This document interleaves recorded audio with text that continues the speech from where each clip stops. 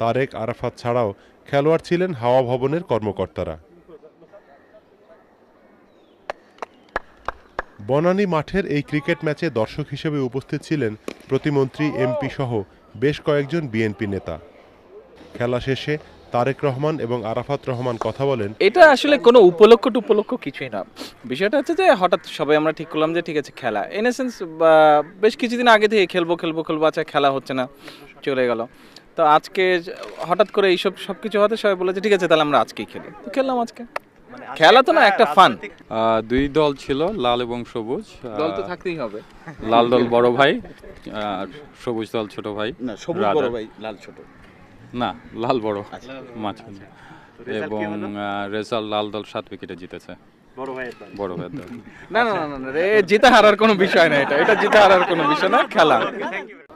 খেলার পরে সারা বিকেল গল্প এবং আড্ডায় আনন্দমুখর পরিবেশ ছিল হাওয়া ভবন এবং এর আশপাশে।